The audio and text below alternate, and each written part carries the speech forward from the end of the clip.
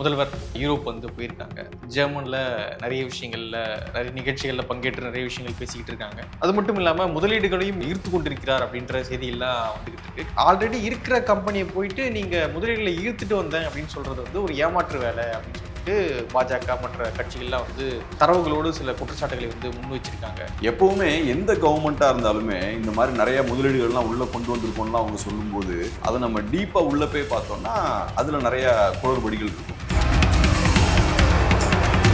திமுக பவருக்கு வந்ததுல இருந்தே கொஞ்சம் இந்த பப்ளிசிட்டி விஷயங்களுக்கு கொஞ்சம் அதிக முக்கியத்துவம் கொடுக்குறாங்க. நீங்க நிறைய முதலீடை உள்ள கொண்டு வரணும்னா அதுக்கு என்ன செய்யணுமோ அது செஞ்சா போதும். முதல்வர் முதலீடெல்லாம் கொண்டு வந்துட முடியாது. அதுக்கு ஏற்ற மாதிரி உங்க ஸ்டேட் முதல்ல இருக்கு. ஸோ நம்ம தமிழ்நாட்டை நல்லா டெவலப் பண்ணி இங்க இருக்கக்கூடிய இன்ஃப்ராஸ்ட்ரக்சரை நல்லா டெவலப் பண்ணி கட்டமைப்பை டெவலப் பண்ணி இந்த விஷயங்களெல்லாம் கரெக்டா நீங்க பண்ணீங்கன்னா நல்ல ஒரு ஆட்சி நல்ல ஒரு கவர்னன்ஸை கொடுத்தீங்கன்னா ஊழலை நீங்க ஒழிச்சீங்கன்னா இதெல்லாம் செஞ்சாலே போதும் முதலீடுகள் தானா நிறைய வரும்.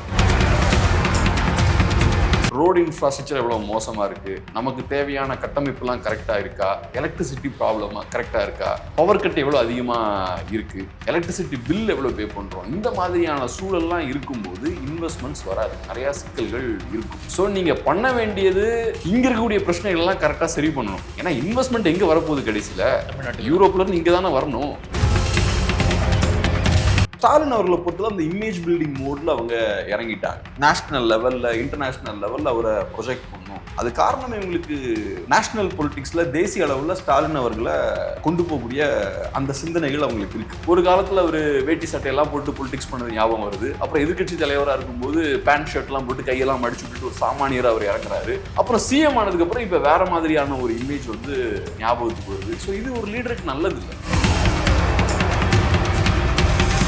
டிடிவி அவர்கள் சொன்ன ஒரு கருத்து இப்பொழுது பேசு பொருளாக மாறி இருக்கு. என்ன சொல்றாருன்னா, விஜய் அவர்கள் தலைமையில ஒரு தனி அணி அமைய இருக்கு அப்படின்னு டிடிவி அவர்கள் சொன்ன ஒரு விஷயம் தான் இப்பொழுது பேசு பொருளாக மாறி இருக்கு. அதாவது பிரச்சனை என்னன்னா, அமமுக கட்சியை பொறுத்தளவுல ஸ்டார்டிங்ல இருந்தே அவங்களுக்கு கூட்டணி அமைக்கிறதுல பெரிய சிக்கல் இருந்துகிட்டே இருக்கு. டிடிவி தினகரன் அவர்களை பொறுத்தளவுல அதிருப்தியா இருக்காரு. வெற்றிமாறன் அவர்கள் நேற்று ஒரு பிரஸ் மீட்ல சொல்றாரு, என்னுடைய அந்த கிராஸ் ரூட் ஃபிலிம் கம்பெனி நான் மூட போறேன். யூசுவலா ப்ரொடியூசர்ஸ் சில நேரங்களில் அவங்க நஷ்டங்கள் ஏற்படும், படம் ப்ரொடியூஸ் பண்றதை ஸ்டாப் பண்ணிடுவாங்க. ஆனா இப்படிலாம் சொல்ல மாட்டாங்க. ஸோ வெற்றிமாறன் நீங்க சொல்றாருன்னு அதுக்கு அர்த்தம் என்ன? இது ஒரு சைலண்டான ஒரு ப்ரொடெஸ்ட்டை வெளிப்படுத்தாரு. இங்க நல்ல படம் பண்றதுக்கான ஆட்கள் இருக்காங்க, நல்ல படத்தை ப்ரொடியூஸ் பண்றதுக்கான ஆட்கள் இருக்காங்க. அவங்க நிறைய சிக்கல்களை ஃபேஸ் பண்றாங்க. ஆனா இன்னொரு சைடுல குப்பை மாதிரி படம் பண்றதுக்கு ஆட்கள் இருக்காங்க. அவங்க நல்லா ஜாலியான ஒரு சூழலை என்ஜாய் பண்ணிட்டு இருக்காங்க. அப்ப இது காட்டுறது என்ன? நல்ல படம் பண்றவங்களுக்கு பெரிய ஸ்பேஸ் கிடையாது. இங்க நீங்க சர்வைவ் ஆகணும்னா மோசமான படங்கள் தான் பண்ணணும்.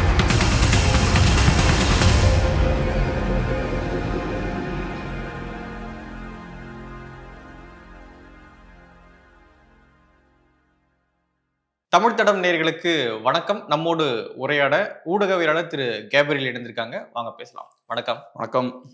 முதல்வர் யூரோப் போயிருக்காங்க. ஜெர்மன்ல நிறைய விஷயங்கள்ல நிறைய நிகழ்ச்சிகள்ல பங்கேற்று நிறைய விஷயங்கள் பேசிக்கிட்டு இருக்காங்க.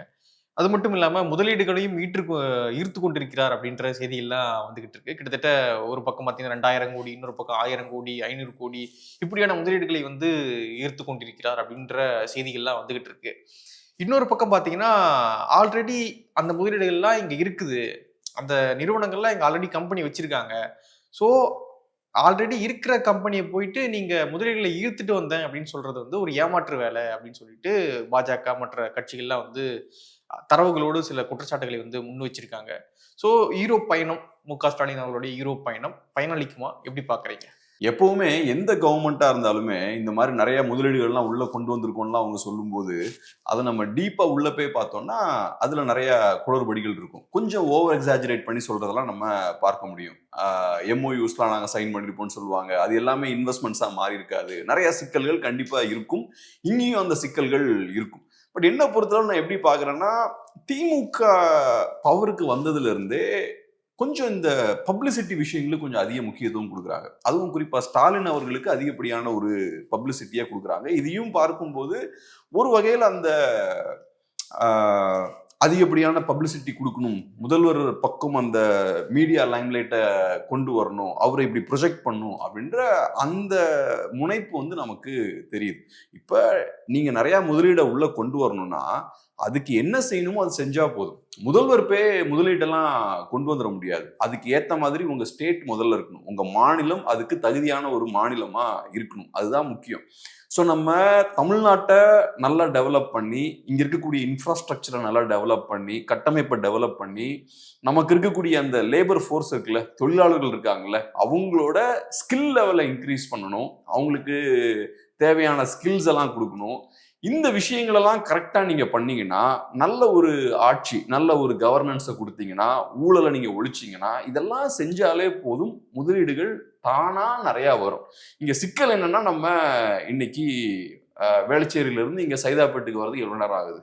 டிராஃபிக்ல நின்று எடுத்து வரணும். நம்மளோட ரோடு இன்ஃப்ராஸ்ட்ரக்சர் எவ்வளவு மோசமா இருக்கு, நமக்கு தேவையான கட்டமைப்புலாம் கரெக்டா இருக்கா, எலக்ட்ரிசிட்டி ப்ராப்ளமா கரெக்டா இருக்கா, நமக்கு தெரியும் சிட்டியில இருக்கும், ஹார்ட் ஆஃப் த சிட்டி நம்ம இருக்கும், பவர் கட் எவ்வளவு அதிகமா இருக்கு, பவருக்கு நம்ம எவ்வளவு பே பண்றோம், எலக்ட்ரிசிட்டி பில் எவ்வளவு பே பண்றோம், இந்த மாதிரியான சூழல்லாம் இருக்கும்போது இன்வெஸ்ட்மெண்ட்ஸ் வராது, நிறைய சிக்கல்கள் இருக்கும்.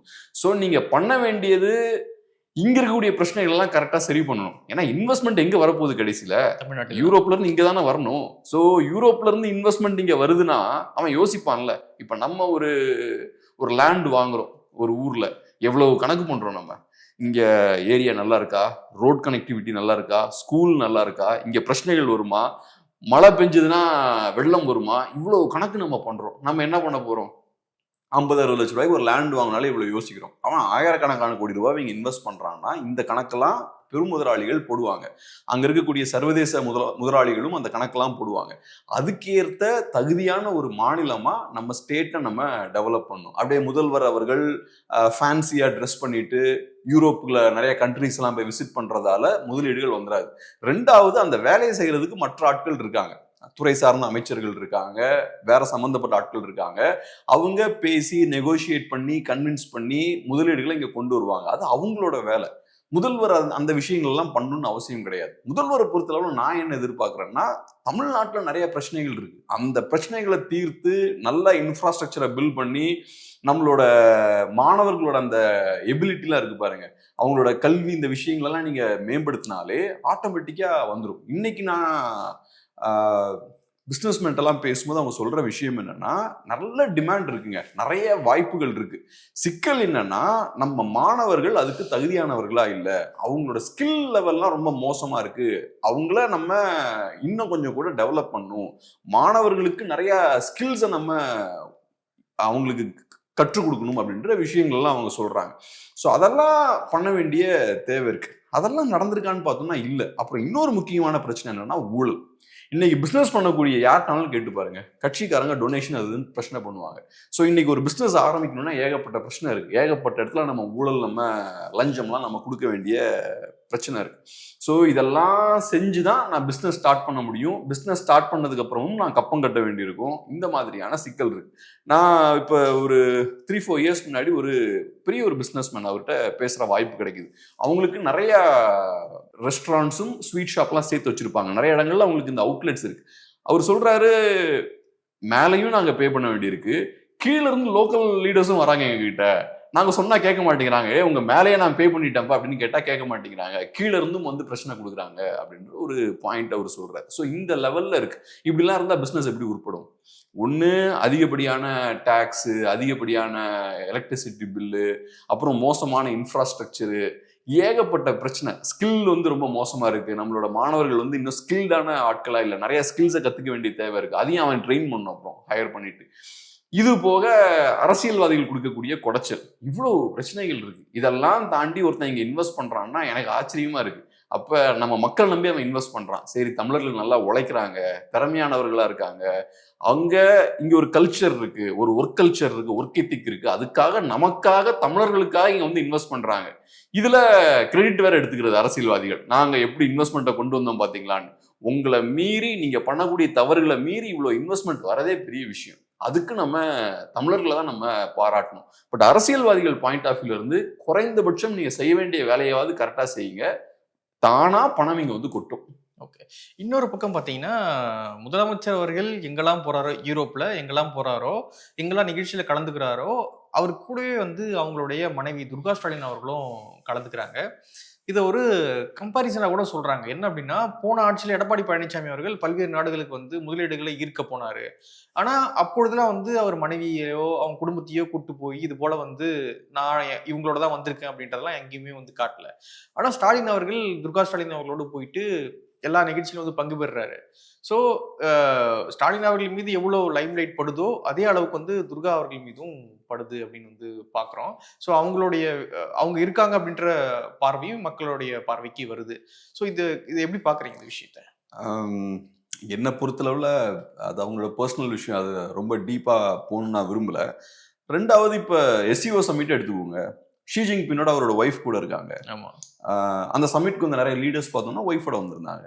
சில நேரங்களில் எப்படி பார்க்கப்படும்னா, ஒரு நல்ல லீடர் வந்து ஒரு ஃபேமிலி மேனாக இருக்காரு. ஸோ இப்போ அமெரிக்காலாம் அது ரொம்ப முக்கியமாக பார்ப்பாங்க. அது ஒரு பிரசிடென்ஷியல் கேண்டிடேட் இருக்காருன்னா அவர் ஒரு நல்ல ஃபேமிலி மேன் அப்படின்றதையும் அவர் ப்ரொஜெக்ட் பண்ணிக்கணும். ட்ரம்ப்புக்குலாம் அது ஒரு நெகட்டிவாக இருந்தது. ஏன்னா ட்ரம்ப்பை பொறுத்தளவில் அவர் டிவோர்ஸ்ட் இல்லை, செகண்ட் ஒய்ஃப்னு நினைக்கிறேன். மலேனியா ட்ரம்ப்பா அவங்க அப்படிதான் நினைக்கிறேன், எனக்கு ஷூரா தெரில. அது போக அவங்க ரெண்டு பேருக்குமான அந்த ரிலேஷன்ஷிப்லையும் நிறைய பிரச்சனை இருக்கு. ஒரு நல்ல அண்டர்ஸ்டாண்டிங் இல்லை. சில நேரங்களில் அவங்க ட்ரம்ப் அப்படியே கிட்ட கையை தட்டி விட்டு மூவ் ஆகிறதுலாம் ஒரு வீடியோலாம் வந்தது. ஸோ அதெல்லாம் ப்ரொஜெக்ட் பண்ணாங்க. ஸோ இப்போ அமெரிக்காவை பொறுத்தளவில் நீங்கள் நல்லா பிரசிடென்சியும் பாருங்களேன், ஒரு நல்ல ஃபேமிலி மேனாக அவங்களை ப்ரொஜெக்ட் பண்ணிப்பாங்க. குழந்தைங்களோட ஒய்ஃபோட சிரிச்சிட்டு இருக்க மாதிரி ஃபோட்டோஸ், நாங்கள் ஒரு நல்ல ஃபேமிலி அப்படின்றத காட்டிப்பாங்க. ஸோ மேபி அந்த ஆங்கிளில் கூட எடுக்கலாம் நம்ம. ஒரு ஃபேமிலி மேனா ஒய்ஃபோட போறார் அப்படின்ற மாதிரி பார்க்கலாம். பட் என்ன பொறுத்தளவு முக்கியமான விஷயம் என்னன்னா, நீங்க போய் அங்க என்ன வேல்யூ ஆட் பண்றீங்க? உங்களுக்கு பர்சனலா நீங்க வேல்யூ ஆட் பண்றீங்களா, தமிழ்நாட்டுக்கு வேல்யூ ஆட் பண்றீங்களா? அதுதான் இங்க கேள்வி. நான் எப்படி பாக்குறேன்னா, ஸ்டாலின் அவர்கள் அவரோட இமேஜ் பில்டிங்காக அங்க போறார் அப்படின்ற மாதிரி தான் பாக்குறேன். இப்ப மோடி அவர்களோட ஸ்ட்ராட்டஜியை ரொம்ப அதிகமா ஃபாலோ பண்றாரு. மோடி அவர்கள் கூட என்னன்னா, அவரு ஒரு நாட்டோட பிரைம் மினிஸ்டர். ஸோ நிறைய நாடுகளுக்கு போகணும், நிறைய அக்ரிமெண்ட்ஸ் எல்லாம் சைன் பண்ணணும், பேச்சுவார்த்தைகள் நடத்தணும். ஸோ ஒரு பிரைம் மினிஸ்டருக்கு முக்கியமான ஒரு ரோல் அது. ஆனா சிஎம்மும் அதே மாதிரி தன்னை ஒரு இன்டர்நேஷனல் ஸ்டேஜ்ல நான் என்ன ப்ரொஜெக்ட் பண்ணிக்கணும், நேஷனல் ஸ்டேஜ்ல நான் என்ன ப்ரொஜெக்ட் பண்ணிக்கணும். ஸோ நேஷனல் லெவல்ல பொலிட்டிக்கலா நான் இன்வால்வ் ஆவேன், இன்டர்நேஷனல் லெவல்ல என்ன ப்ரொஜெக்ட் பண்ணிப்பேன் அப்படின்ற இடத்துக்கு வர்றது இருக்குல்ல, அது கரெக்டான ஒரு விஷயமா நான் பார்க்கல. ஏன்னா உங்களுக்கு அங்க பெரிய ரோலே இல்லையே. நீங்க போனாலும் போகலனாலும் அங்க வேலை நடக்க தான் போகுது. ஸோ நீங்க அங்க போறதால எக்ஸ்ட்ரா என்ன வேல்யூ ஆட் பண்ணிருக்கீங்க? அப்புறம் இன்னொரு முக்கியமான விஷயம் என்னன்னா, நம்ம அரசு பள்ளி மாணவர்களுக்கு நீங்க சப்போர்ட் பண்ணுன்ற மாதிரிலாம் முதல்வர் அங்க பேசியிருக்காரு. அதுவுமே எனக்கு உடன்பாடு கிடையாது. உங்ககிட்ட அரசு அப்படின்ற ஒரு பெரிய நிறுவனம் இருக்கு, ஒரு மேசிவான ஒரு அமைப்பு இருக்கு. அதை நீங்க கரெக்டா நிர்வாகம் பண்ணீங்கனாலே ஏகப்பட்ட பணத்தை நீங்க மொபிலைஸ் பண்ணலாம். இங்க கரெக்டா செய்ய வேண்டிய விஷயங்கள் நீங்க கரெக்டா செஞ்சீங்கன்னா கவர்மெண்ட் வந்து சூப்பரா நீங்க ரன் பண்ணலாம். பட் அதை கரெக்டா பண்ணாம நீங்க என்ன பண்றீங்க, வெளிநாடுகளுக்கு போய் இங்க அரசு பள்ளிகள்ல படிக்கக்கூடிய மாணவர்களுக்குலாம் நீங்க முடிஞ்ச அளவுக்கு ஹெல்ப் பண்ணுங்க அப்படின்ற மாதிரி சொல்றீங்க. ஸோ அதெல்லாம் பார்க்கும்போது அதெல்லாம் டொனேஷன்ஸ்லாம் கேட்க வேண்டிய அவசியமே இல்லையே. நீங்க ஹெல்ப் பண்ணுங்கன்னு சொல்றதுக்கு இதெல்லாம் தேவையே இல்லை. நீங்க செய்ய வேண்டிய விஷயத்த கரெக்டா செய்யணும். ஒரு அரசா நீங்க செய்ய வேண்டிய விஷயத்த கரெக்டா செய்யணும். இப்ப சில நேரங்கள்ல பார்த்தோம்னா பெரிய ஒரு பேரிடர்லாம் நடக்கலாம். அப்ப நீங்க ஒரு ஃபண்ட் ஒன்னு கிரியேட் பண்ணி எல்லாம் கான்ட்ரிபியூட் பண்ணுங்க அப்படின்ற மாதிரி சொல்லலாம். இதுக்கெல்லாம் கேட்க வேண்டிய அவசியமே இல்லை. நீங்க பெரிய ஒரு அரசை நடத்திட்டு இருக்கீங்க, அதை ப்ராப்பரா நீங்க நிர்வாகம் பண்ணுங்க. அங்கதான் சிக்கல் இருக்கு. ஸோ இப்ப ஸ்டாலின் அவர்களை பொறுத்தவரை அந்த இமேஜ் பில்டிங் மோட்ல அவங்க இறங்கிட்டாங்க. நேஷனல் லெவல்ல இன்டர்நேஷனல் லெவல்ல அவரை ப்ரொஜெக்ட் பண்ணும். அது காரணமே உங்களுக்கு நேஷனல் பொலிட்டிக்ஸ்ல தேசிய அளவுல ஸ்டாலின் அவர்களை கொண்டு போகக்கூடிய அந்த சிந்தனைகள் அவங்களுக்கு இருக்கு. அந்த மாதிரியான ஒரு தாட் ப்ராசஸ் இருக்கு. அதனாலதான் ஸ்டாலின் அவரோட இமேஜே கம்ப்ளீட்டா மாத்திட்டாங்க. ஒரு 5 இயர்ஸ்க்கு முன்னாடி அவரோட இமேஜ் கம்ப்ளீட்டா டிஃப்ரெண்டா இருந்தது. குறிப்பா நீங்க அவர் அப்போசிஷன் பார்ட்டியோட லீடரா இருக்கும்போது அப்ப அவரோட இமேஜ் என்னவா இருந்தது? கேம்பெயின்க்குலாம் போகும்போது ஒரு சாதாரண ஒரு பேண்ட்ஸ் போடுவாரு, ஒரு ஷர்ட் போடுவாரு, கையை மடிச்சு வச்சிருப்பாரு. ஸோ அப்போ அவங்க ப்ரொஜெக்ட் பண்ண இமேஜ் என்ன? ஒரு எளிமையானவர் அப்படின்ற. இவர் ஒரு சாமானிய மனிதர். ஸோ இவர் ஒரு சாமானிய மனிதர், மக்களோட மக்களா நிற்பார், ப்ரொடெஸ்ட்லாம் நடக்கும்போது, போராட்டங்கள் நடக்கும்போது மக்களோட வந்து நிற்பார் அப்படின்ற ஒரு இமேஜை பில்ட் பண்ணாங்க. இப்ப பில்ட் பண்ற இமேஜ் என்னவா இருக்கு? கோட் சூட்லாம் போட்டு ஒரு நேஷனல் லீடர் மாதிரி அவரை ப்ரொஜெக்ட் பண்ண பாக்குறாங்க. ஹேர் ஸ்டைல்லாம் லைட்டா மாத்தி ரொம்ப பாலிஷான ஸ்மூத்தான ஒரு அப்பியரன்ஸை வந்து கிரியேட் பண்றாங்க. ஸோ இது வந்து என்ன மாடலிங் ஷோ இங்க நடந்துட்டு இருக்கு. ஸோ ஸ்டாலின்ற இண்டிவிஜுவல் யாரு, அந்த லீடர் யாருன்றத மக்கள் புரிஞ்சுக்கணும். இந்த மாதிரி ஒவ்வொரு காலகட்டத்துக்கு ஏற்ற மாதிரி, தேவைக்கு ஏற்ற மாதிரி, அரசியல் தேவைக்கு ஏற்ற மாதிரி நீங்க உங்களோட இமேஜை வந்து மாத்திக்கிட்டே இருக்க முடியாது. சுத்தி இருக்கக்கூடிய இந்த கன்சல்டன்ஸ் இவங்கெல்லாம் அதெல்லாம் பேசுவாங்க. ஆனா உங்களுக்குன்னு சாலிடான ஒரு கேரக்டர் இருக்கணும்ல.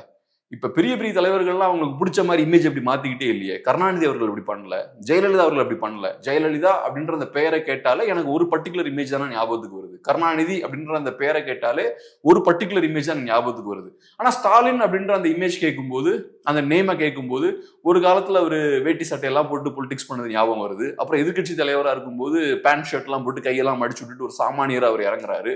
அப்புறம் சிஎம் ஆனதுக்கு அப்புறம் இப்ப வேற மாதிரியான ஒரு இமேஜ் வந்து ஞாபகத்துக்கு வருது. ஸோ இது ஒரு லீடருக்கு நல்லது இல்லை.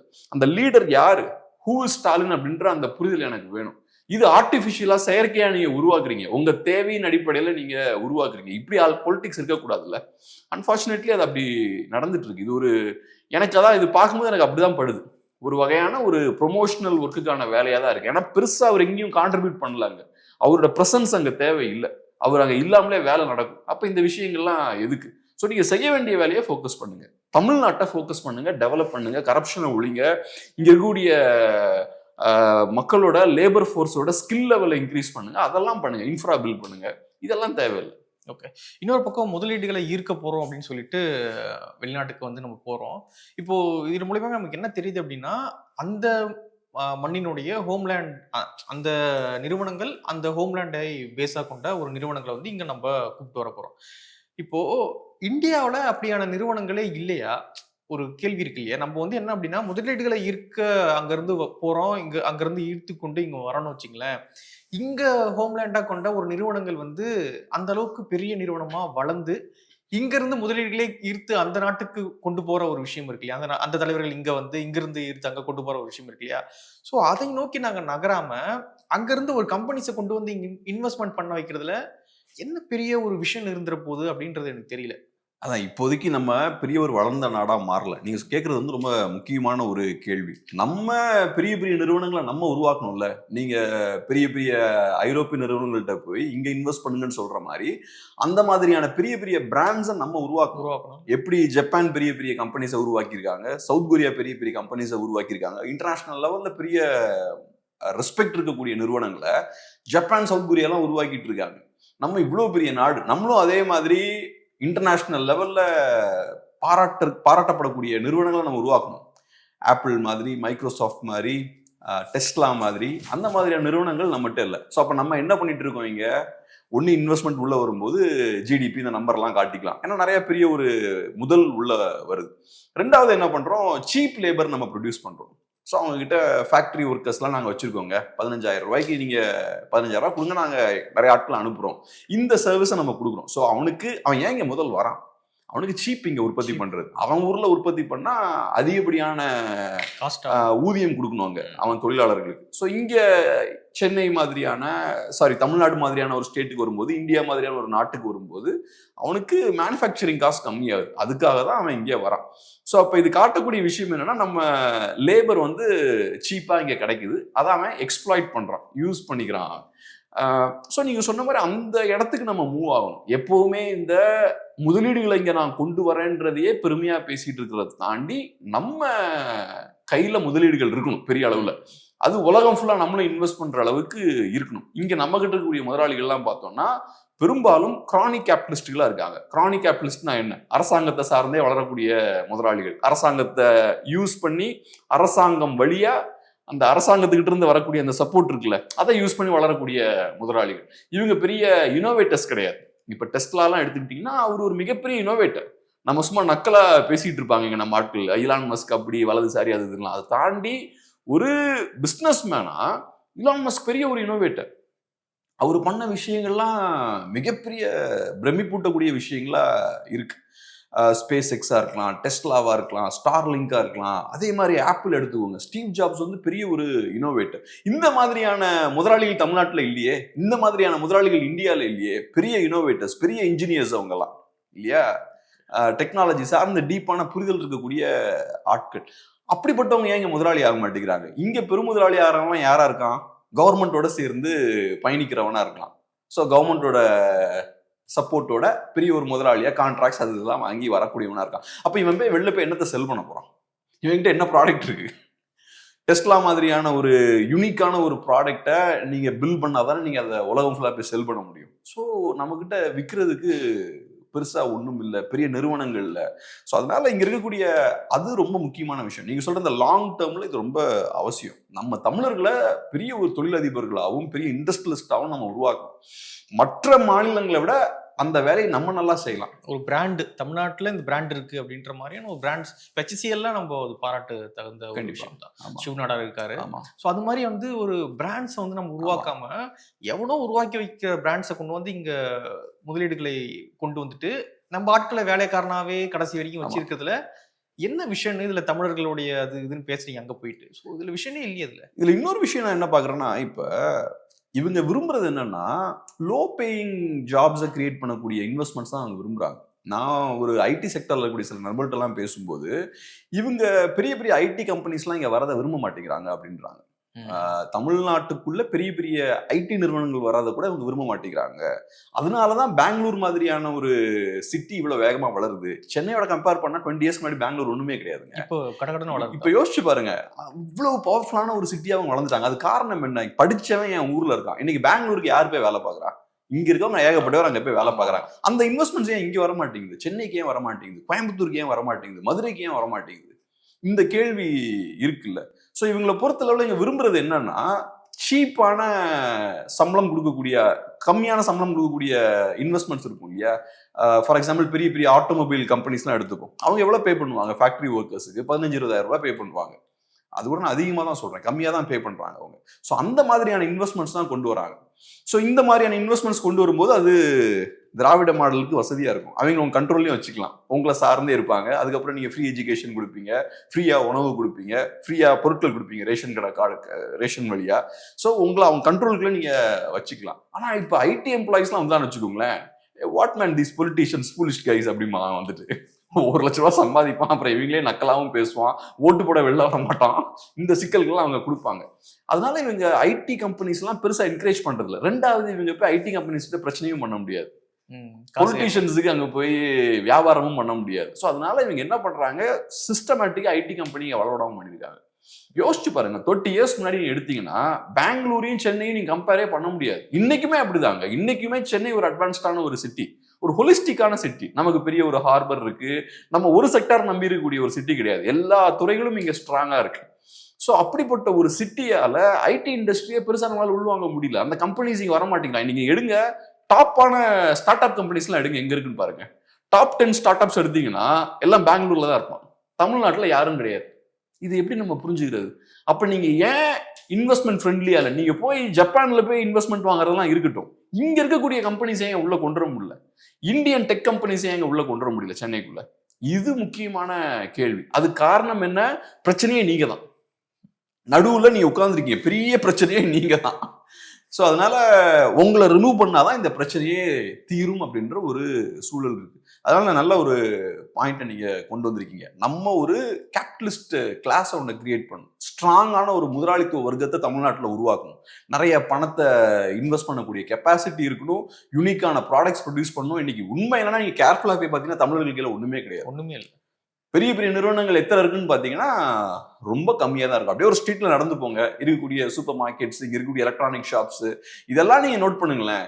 இதெல்லாம் நோட் பண்ணாலே தெரிஞ்சிடும் தமிழர்கள் கையில ரொம்ப கம்மியா தான் இருக்கும். தமிழர்கள் கடைக்குள்ள போய் வாங்குறது, பணத்தை அங்க கொடுத்துட்டு வர்றது மட்டும் தமிழர்களோட வேலை. ஸோ இப்போ நான் சம்பாதிக்கணும், சம்பாதிக்கிற பணத்தை அப்படியே போய் கொடுத்துட்டு வரணும். அதை தாண்டி நான் ஒரு முதலாளியா இன்னும் இவால்வ் ஆகல. என்னைக்கு நம்ம ஒரு பவர்ஃபுல்லான ஒரு கேபிட்டலிஸ்ட் கிளாஸ் இருக்கக்கூடிய ஒரு மக்களா மாறுறோமோ அன்னைக்கு தான் நமக்கு பவர் இருக்கும்.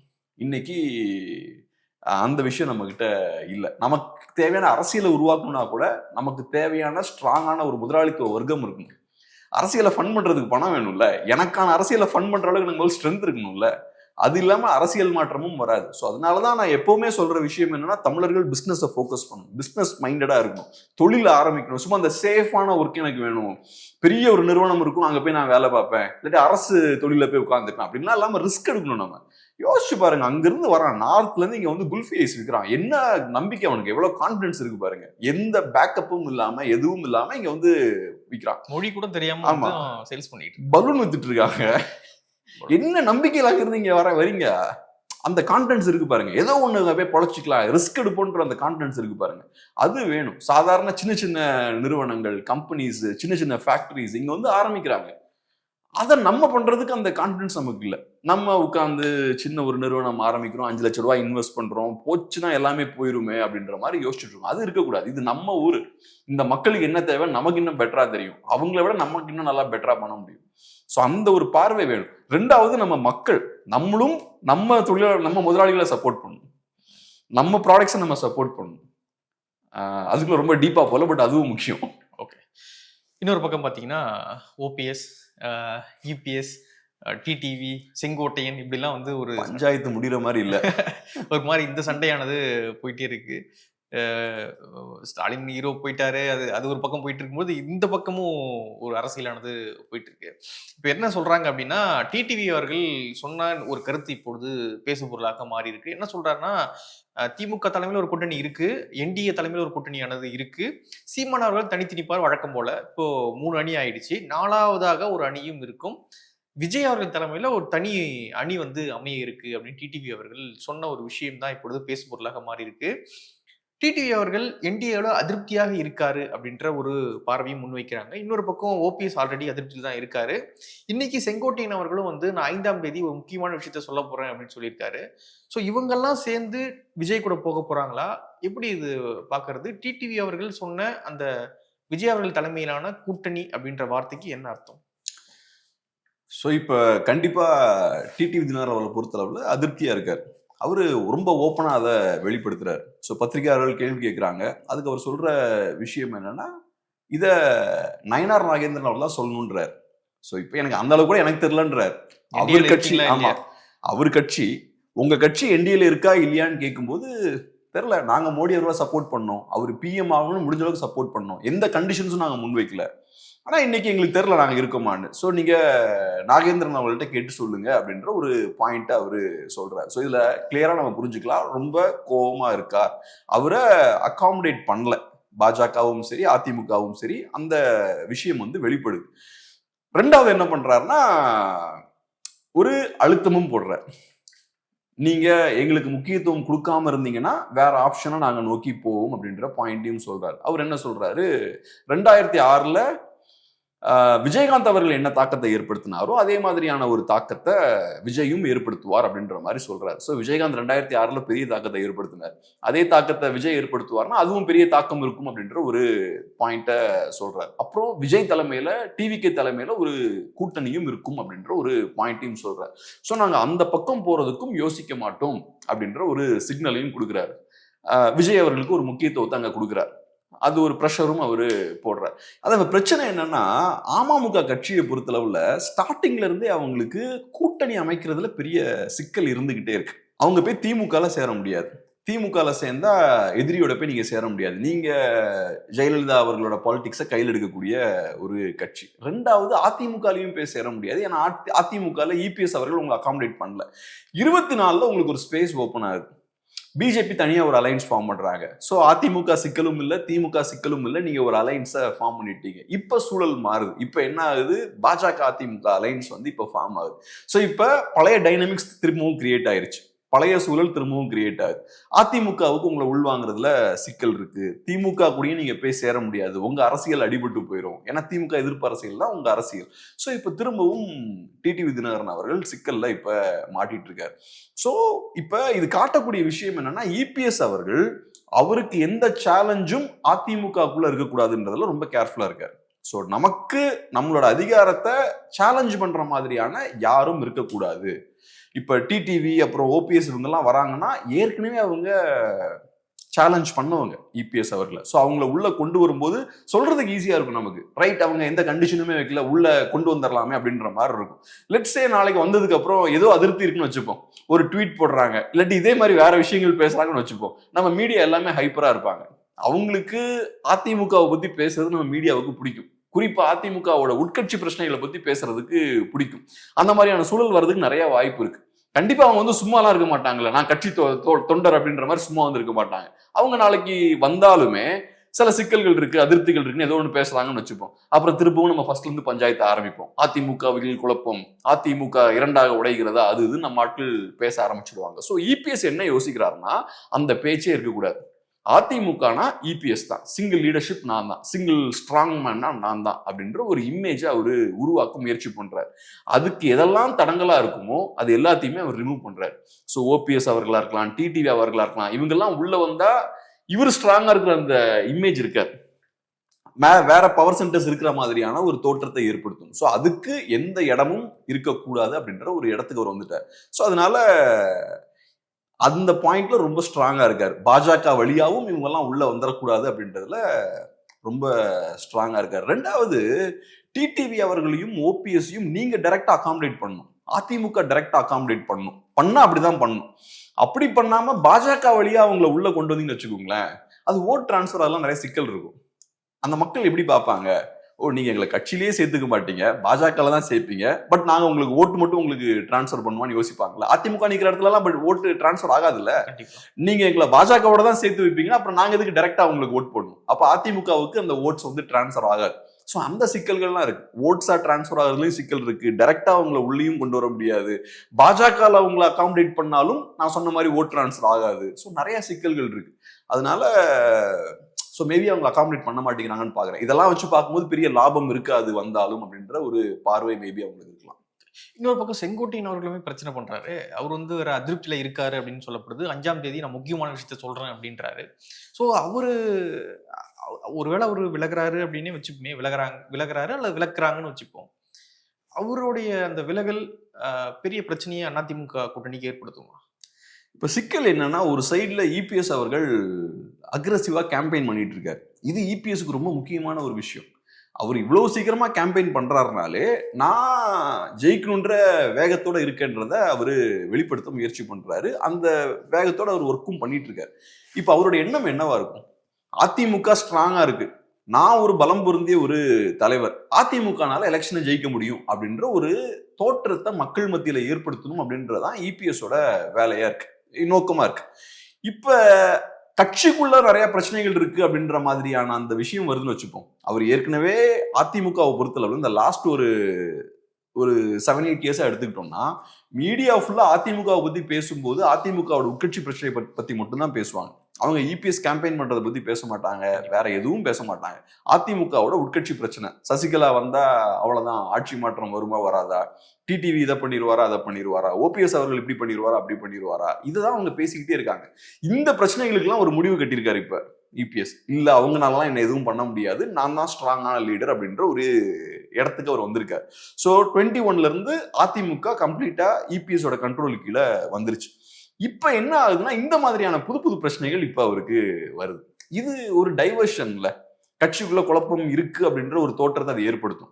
மேபி செங்கோட்டையன் வீக்கான லீடரா இருக்கலாம், மேபி அவருக்கு பெரிய செல்வாக்கு இல்லாம இருக்கலாம். அப்கோர்ஸ் அவருக்கு பெரிய ரெஸ்பெக்ட் இருக்கு, அவரு எம்ஜிஆர் காலகட்டத்தில இருந்தே இருக்கக்கூடிய தலைவர், பெரிய ஹைலி ரெஸ்பெக்டட் லீடர் அவர், அதுலலாம் எந்த மாற்று கருத்தும் இல்லை. பட் மேபி அவர் பெரிய இம்பாக்டை ஏற்படுத்தக்கூடிய லீடரா இல்லாம இருக்கலாம். பட் இருந்தாலும் மீடியால இது ஒரு பேசு பொருளா இருக்கும். மீடியாவை பொறுத்தளவுல இபிஎஸ் அவர்கள் பேசக்கூடிய அரசியல் எல்லாம் விவாதம் பண்ண மாட்டாங்க. அவர் இப்ப சுற்றுப்பயணத்துல இருக்காரு, முக்கியமான நிறைய இஷ்யூஸை கையில் எடுக்கிறாரு, நிறைய பிரச்சனைகள் பத்தி பேசுறாரு. அதெல்லாம் இவங்க தொடர்றதே கிடையாது. குடும்ப அரசியல் பத்தி எல்லாம் பேசிக்கிட்டே இருக்காரு ரெகுலரா. பட் அதெல்லாம் டச் பண்றதே இல்லையா? குடும்ப அரசியல் பத்தி பேச வேண்டியதானே? தமிழ் மக்களுக்கு அதனால பாதிப்பு இருக்குல்ல. தமிழ் நாட்டுக்கு மிகப்பெரிய பாதிப்புனா நான் குடும்ப அரசியல்னு சொல்லுவேன். ஆனா அதை மீடியா டச் பண்ணவே மாட்டாங்க. மீடியாவை பொறுத்தளவுல அதிமுக கட்சிக்கு உள்ள ஏதாவது ஒரு பிரச்சனை வந்ததுன்னா, அது சின்ன பிரச்சனையா இருந்தாலும் பரவாயில்ல, பெரிய பிரச்சனையா இருந்தாலும் பரவாயில்ல, அதுதான் மெயின் டிஸ்கஷன். இன்னைக்கு பாருங்க, ஏகப்பட்ட லைவ் அது இதுன்னு அவர் ஒண்ணுமே சொல்ல. என்ன சொல்லியிருக்காரு? 5ஆம் தேதி நான் சொல்றேன்றாரு. அவர் என்ன சொல்லுவாருன்னு எனக்கும் தெரியாது, உங்களுக்கும் தெரியாது, மீடியாக்காரங்களுக்கும் தெரியாது. ஏன் இவ்வளவு பெரிய ஹைப் கொடுக்குறீங்க? சரி 5ஆம் தேதி அவரு விலகுறேன்னு கூட சொல்லட்டுமே, விலகுறேன், பிரச்சனை இருக்குன்னு சொல்லட்டுமே, ஏதோ பிரச்சனையை சொல்லட்டும், அப்ப நீங்க வாதம் பண்ணுங்க. இப்ப ஏன் பயங்கரமா லைவ் எல்லாம் போட்டுட்டு அங்கங்க ஓடிக்கிட்டு பதட்டமா ஏன் இருக்கீங்க? பதட்டமா இருக்க வேண்டிய அவசியமே இல்லை. அப்படி ஒன்றும் பதட்டமான விஷயம் நடக்கல. பட் ஒரு ஹைப்பை வந்து இதுக்கு இப்பவே கிரியேட் பண்ண ஆரம்பிச்சிட்டாங்க. ஸோ இப்பவே ஹைப்பை கிரியேட் பண்றாங்கன்னா 5ஆம் தேதி ஃபுல் பீக்ல இருப்பாங்க. இதை நெக்ஸ்ட் லெவலுக்கு கொண்டு போவாங்க. அதனால இப்ப இபிஎஸ் அவர்கள் கேம்பெயின் பண்ணும்போது இவருக்கு தலைவலி. இவங்க இபிஎஸ் சும்மாவே ஃபோக்கஸ் பண்ண மாட்டாங்க. இந்த மாதிரியான விஷயம் நடந்ததுன்னா கம்ப்ளீட்டா இபிஎஸ் ஃபோக்கஸ் பண்ணாம இதுக்கு தான் முக்கியத்துவம் கொடுப்பாங்க. அவ்வளவுதான் அதிமுக 2ஆ போகுதும்பாங்க. அப்புறம் எலெக்ஷன் முடிஞ்சதுக்கு அப்புறம் இல்ல ஒன்றும் பெரிய டேமேஜ் இல்லைன்னு தெரியும். இன்னும் இந்த கூட்டணி ஜெல் ஆகலை. என்டிஏ வந்து மக்களிடையே ஒரு நம்பிக்கை பெறக்கூடிய அளவுக்கான ஒரு ஒருங்கிணைந்து செயல்படலையா? எப்படி பாக்குறீங்க? எனக்கு என்னமோ நம்பர்ஸ் வைஸ் பார்க்கும்போது இது ஸ்ட்ராங்கான அலைன்ஸ் தான். பிரச்சனை இருக்கிற மாதிரி ஊடகங்கள் இருக்கு. கண்டிப்பா பிரச்சனை பேசிக்கிட்டே இருக்கும்போது மக்களுக்கு ஒரு நம்பிக்கை வருமா? அதெல்லாம் நல்ல கேள்விதான். பட் அதுக்கு இன்னும் டைம் இருக்கு. பட் இந்த நியூஸ் வந்துட்டு இருக்குது கண்டிப்பா டேமேஜிங் தான். ஏதோ ஒரு கூட்டணிக்குள்ள ஏதோ ஒரு சிக்கல் இருந்துகிட்டே இருக்கு, அதிமுகவுக்குள்ள ஒரு சிக்கல் இருந்துகிட்டே இருக்கு அப்படின்ற இந்த நியூஸ்லாம் இருக்குல்ல, இது டேமேஜ் ஏற்படுத்தக்கூடிய ஒரு விஷயம் தான். ஆனா இந்த விஷயங்கள் வந்து எப்பவுமே திமுக பண்றதுதான். திமுக கையில என்னைக்குமே மீடியா அவங்க கையில தான் இருந்திருக்கு. ஸோ எப்பவுமே ஏதோ ஒரு வகையில திமுக அவங்களுக்கு வேண்டிய அரசியலை மீடியா வழியா கொண்டு போயிட்டே தான் இருந்திருக்காங்க. பட் எப்பவுமே அதை மீறி தான் அதிமுக பவருக்கு வந்திருக்காங்க. ஸோ அதனால நான் வந்து அதிமுகவை அண்டர் எஸ்டிமேட் பண்ண விரும்பல. நான் எப்பவும் சொல்ற விஷயம் தான். 2011 நான் நினைச்சது என்னன்னா திமுக ஸ்வீப் பண்ண போறாங்கன்னு நினைச்சிட்டு இருந்தேன். ஏன்னா அவன் கொடுத்த அலப்புற அப்படி இருந்தது. மீடியாலலாம் பார்த்தோம்னா ஃபுல் ஹைப்பா இருக்கும். ஸோ நான் மீடியாவே அவங்க தானே வச்சிருந்தாங்க, டிவி எல்லாமே அவங்களுக்கு தானே. அதான் என் ஃப்ரெண்ட் ஒருத்தர் சொல்லுவார், அப்ப 2011 இன்ஃபேக்ட் திமுகவுமே அதை நம்பிட்டு இருந்தாங்க. திமுக கண்ட்ரோல்ல மீடியா இருக்கு, மீடியா சொல்றதை திமுக நம்பிக்கிறது. ஓகே, உங்க மீடியா உங்களுக்கு சப்போர்ட்டா தான் பேசும், நீங்க அதை நம்ப கூடாதுல்ல. ஸோ திமுகவோட லீடர்ஷிப்பே அதை நம்பினாங்கன்னு என் ஃப்ரெண்டு சொல்லுவார். சீனியர் ஜேர்னலிஸ்ட் ஒருத்தர் சொல்லுவார். ஸோ அதனால அந்த மாதிரியான ஒரு சூழல் இருந்தது. 2011 எங்க பார்த்தாலும் இவங்களோட கேம்பெயினா தான் இருக்கும். இவங்களை பத்தி தான் எங்க பார்த்தாலும் பேச்சா இருக்கும். நான் ரைட்டு ஸ்வீப் பண்ண போறாங்க போல, நமக்கு என்ன தெரியும் அரசியலை பத்தி, ரைட்டு திமுக தான் வர போறாங்க போல நினைச்சிட்டு இருந்தேன். அப்புறம் பார்த்தா கம்ப்ளீட்டா ஷாக். எனக்குலாம் வேற ஒரு ரிசல்ட் வருது. ஸோ அதுக்கான ஸ்கோப் கூட வர முடியல. ஆமா, ரைட், அதான் உண்மை. ஸோ அதுக்கான ஸ்கோப் இருக்குன்னு நான் சொல்ல வரேன். நம்ம இவங்களோட கேம்பெயின், இந்த பிரச்சாரம், இந்த மீடியா கிரியேட் பண்ணக்கூடிய இந்த நரேட்டிவ் இருக்கு பாருங்க. அதிமுகக்குள்ள இந்த பிரச்சனை போயிட்டு இருக்கு, அது போயிட்டு இருக்கு, தேவையில்லாத விஷயங்களே பேசிட்டு இருக்காங்கல்ல. இதை மட்டுமே பார்த்து நம்ம ஒரு கன்க்ளூஷனுக்கு வர முடியாது. சாதாரண சாமானிய மக்கள் இதை பார்த்து ஓட்டு யாருக்கு போடலான்னு முடிவெடுக்க மாட்டாங்க. நான் நேத்தே சொன்னது போல, நேத்து வீடியோல பேசணும்ல, இந்த நியூஸ் சேனல்ஸ் எல்லாம் பார்க்குற ஆட்கள் ரொம்ப குறைவு. பெரும்பான்மையான மக்கள் நியூஸ் சேனல்ஸ் உட்காந்து பார்த்துட்டு இருக்க மாட்டாங்க. 95% மக்கள் அதை பார்க்க மாட்டாங்க. அவங்க வேற ஏதாவது பார்ப்பாங்க, பாட்டு கேட்பாங்க, சினிமா பார்ப்பாங்க, அவங்களுக்கு வேலை இருக்கும், வேலை பார்ப்பாங்க, பொலிட்டிக்ஸ் உட்காந்து பார்த்துட்டு இருக்க மாட்டாங்க. ஸோ அதனால இந்த நியூஸ் சேனல் சொல்றது வந்து தமிழ்நாட்டோட யதார்த்தம் கிடையாது. தமிழ்நாட்டோட யதார்த்தத்தை அவங்க ஒன்றும் பிரதிபலிக்கல. ஸோ அதனால ரிசல்ட் வந்தாதான் நமக்கு தெரியும். இப்போதைக்கு நமக்கு இருக்கிற டேட்டா என்னன்னா 24ல ஏடிஎம்கேவுக்கு 20% ஓட்ஸ் இருக்கு, 20+% ஓட்ஸ் இருக்கு. பிஜேபி கையில 10 இருக்கு. அது போக இப்ப டிஎம்கேவுக்கு ஆன்டி இன்கம்பன்சியும் இருக்கு. இது ஒரு முக்கியமான ஃபேக்டர். ரெண்டாவது முக்கியமான ஃபேக்டர், ஏடிஎம்கேவை பொறுத்தளவுல அவங்களுக்கு இப்ப சிஎம் கேண்டிடேட் இருக்காங்க. இது அவங்களோட எலெக்ஷன், இது அசம்பிளி எலெக்ஷன். ஸோ அதுவும் ஒரு ஆடட் அட்வான்டேஜ். எலெக்ஷன் கிட்ட நெருங்க இன்னும் நிறைய பிரச்சனைகள் வரும். இப்போ யோசிச்சு பாருங்க, ஃபர்ஸ்ட் 3 இயர்ஸ்ல திமுகவுக்கு பிரச்சனை இல்லை, 4th இயர்ல பிரச்சனை வருது, 5th இயர்ல இன்னும் நிறைய பிரச்சனை வரும். அதை நல்லா யூஸ் பண்ண முடிந்தால் ஏடிஎம்கேவுக்கு கண்டிப்பா அவங்களுக்கு வாய்ப்பு இருக்கு. நல்லா ஸ்ட்ராங்கா அந்த இஷ்யூஸ் எல்லாம் எடுத்து யூஸ் பண்ணாங்கன்னா, நாங்க தான் இங்க அப்போசிஷன், நாளைக்கு நாங்க ஜெயிக்கிறதுக்கு வாய்ப்பு இருக்குன்ற அந்த இமேஜ் அவங்களால கண்டிப்பா ஏற்படுத்த முடியும், அவங்க ப்ரொவைடட் நல்லா கேம்பெயின் பண்ணாங்கன்னா. ஸோ அது பார்ப்போம், நம்ம வெயிட் பண்ணி பார்ப்போம். இப்போ ஒரு மொமெண்டம் கிரியேட் பண்ணியிருக்காங்களே, அது அடுத்த ஸ்டேஜ் போகுமான்னு பார்ப்போம். அடுத்ததாக அப்படியே கொஞ்சம் அரசியல் தள்ளி இந்த பக்கம் சினிமா பக்கம் ஒரு பயணம் போயிட்டு வருவோம். என்ன அப்படின்னா, வெற்றிமாறன் அவர்கள் நேற்று ஒரு ப்ரெஸ் மீட்டில் சொல்கிறாரு, செய்தியாளர் சந்திப்பில், என்னுடைய அந்த கிராஸ் ரூட் ஃபிலிம் கம்பெனியை வந்து நான் மூட போகிறேன், என்னுடைய தயாரிப்பு நிறுவனம் கிராஸ் ரூட் தயாரிப்பு நிறுவனத்தை வந்து மூட போகிறேன். என்ன காரணம்னா, ஒரு படத்தை இயக்குறது ரொம்ப ஜாலியாக இருக்குது, ஆனால் அதை வந்து தயாரிக்கிறது, அதை வந்து ஸ்க்ரீன் பண்ணுற அளவுக்கு கொண்டு வந்து நிறுத்துறதுன்றது பெரிய ஒரு போராட்டமா இருக்கு. அதனால நான் வந்து இந்த மனுஷி, இந்த பேட் கேர்ள் இந்த படத்தோட இறுதியாக என்னுடைய அந்த கடையை வந்து நான் மூட போறேன் அப்படின்னு வந்து சொல்லியிருக்காரு. அவர் இன்னொரு விஷயமும் சொல்றாரு. என்ன அப்படின்னா, நான் வந்து சின்ன கம்பெனிங்க, நான் கடன் வாங்கி தான் வந்து இதை ரன் பண்ணி ஆகணும். ஸோ எனக்கு ரொம்ப குடைச்சல், அதுக்கப்புறம் வந்து வழக்குகள் இதெல்லாம் வரும்பொழுது என்னால் வந்து அதை மீண்டு வெளியே வந்து இதெல்லாம் பண்ண முடியல. இது போல நிறைய நிறுவனங்கள் இருக்கு அப்படின்ற ஒரு விஷயத்த சொல்றாரு. சின்ன நிறுவனங்களால அதுக்குள்ள ரன் ஆக முடியல அப்படின்ற ஒரு விஷயத்த வந்து அவர் பதிவு பண்றாரு.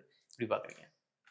கரெக்ட் தான். இப்போ இன்னைக்கு காலைல தான் அந்த ப்ரோமோ பார்த்தேன், அந்த ட்ரெய்லர் பார்த்தேன். ஆமா, உங்களுக்கு தான் நன்றி சொல்லணும். நல்லா இருந்தது. எனக்கு தெரிஞ்சது நல்ல இன்ட்ரெஸ்டிங்கான ஒரு படமா தான் எனக்கு பட்டுச்சு.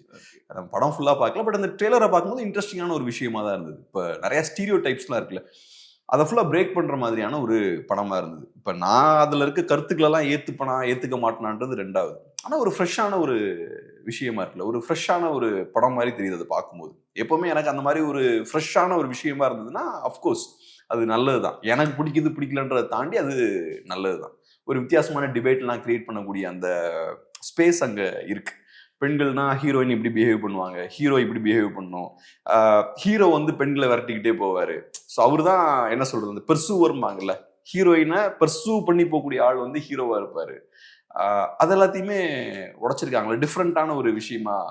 நம்ம ஹீரோ பாயிண்ட் ஆஃப் வியூ இருந்து பார்த்த விஷயங்கள் எல்லாம் அந்த படத்துல பார்க்கும்போது, அந்த ட்ரெய்லர் பார்க்கும்போது ஹீரோயின் பண்ற மாதிரி இருக்கு, ஹீரோயினா மெயின் கேரக்டர் பண்ற மாதிரி இருக்கு, அந்த லீட் கேரக்டர் பண்ற மாதிரி இருக்கு. ஸோ அந்த வகையில பார்க்கும்போது ஓகே, இன்ட்ரெஸ்டிங்கான ஒரு படம் தான். ஆனா இப்ப இதுல வெற்றிமாறன் என்ன பண்றாருன்னா, நான் இனி படம் பண்ண மாட்டேன், இதுதான் என்னோட கடைசி படமா இருக்கும், அதாவது ப்ரொடியூசரா இதான் கடைசியா இருக்கும் அப்படின்ற பாயிண்ட சொல்றாரு. யூஸ்வலா ப்ரொடியூசர்ஸ் சில நேரங்களில் அவங்க நஷ்டங்கள் ஏற்படும், படம் ப்ரொடியூஸ் பண்றதை ஸ்டாப் பண்ணிடுவாங்க. ஆனா இப்படிலாம் சொல்ல மாட்டாங்க, அதுக்கப்புறம் படம் பண்ண மாட்டாங்க, குவைட்டா விட்டுருவாங்க. ஸோ வெற்றிமாறன் நீங்க சொல்றாருன்னு அதுக்கு அர்த்தம் என்ன? இது ஒரு சைலண்டான ஒரு ப்ரொடெஸ்ட்டை வெளிப்படுத்துறாரு. எனக்கு நான் படம் பண்றேன், நிறைய சிக்கல் இருக்கு, ஸோ நான் இனி படம் பண்ண மாட்டேங்க அப்படின்னு அதை ஒரு ப்ரொடெஸ்டா தான் சொல்றாரு. அஃப்கோர்ஸ் இப்ப அதை அக்ரெசிவான ஒரு டோன்ல அவர் சொல்லிருக்கலாம், பட் அப்படி சொல்லாம ஒரு மைல்டான ஒரு ப்ரொடெஸ்டா அவரு சொல்றாரு.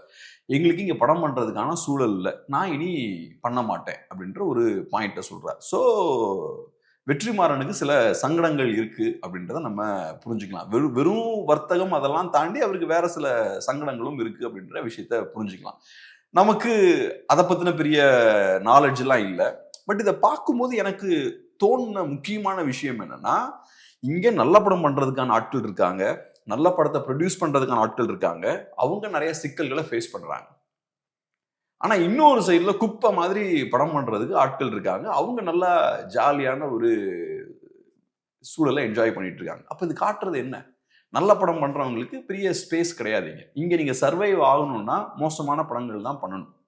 மோசமான படங்கள் பண்ணக்கூடிய ஆட்களுக்கு பெரிய நிறுவனங்கள் இருக்கு, பொலிட்டிக்கல் சப்போர்ட் இருக்கு, தியேட்டர்ஸ்லாம் அவங்க கண்ட்ரோல் பண்றாங்க, டிஸ்ட்ரிபியூஷனை கண்ட்ரோல் பண்றாங்க, டெலிவிஷன் இண்டஸ்ட்ரியை கண்ட்ரோல் பண்றாங்க, ஃபுல் பொலிட்டிக்கல் கண்ட்ரோல் அங்க இருக்கு. அதை தாண்டி இங்க ஒரு சிஸ்டம் கட்டி வச்சிருக்காங்க பாருங்க, ஒரு மாதிரி ஒரு ஃபேக்கான ஒரு சிஸ்டம் உருவாக்கி வச்சிருக்காங்க. அதுக்கு வெளியில நல்ல படம் பண்ணலாம்னு நினைச்சா அவங்களுக்கு ஸ்பேஸ் இல்லை.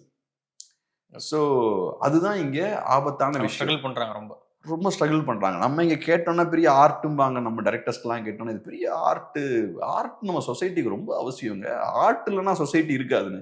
இவங்க மெயினா ப்ரொடியூஸ் பண்ற படத்தெல்லாம் நீங்க ஆர்ட்னுலாம் சொல்ல முடியாது, இதெல்லாம் அடிக்ஷன் தாங்க, ட்ரக்குங்க நம்ம கொடுத்துட்டு இருக்குது. இது நல்ல படங்களே கிடையாது, நம்ம கொடுத்துட்டு இருக்கிறதெல்லாம் ட்ரக் தான். இது ஒரு வகையான ஒரு அடிக்ஷனா நான் பாக்குறேன், இது ஆர்ட்டே கிடையாது.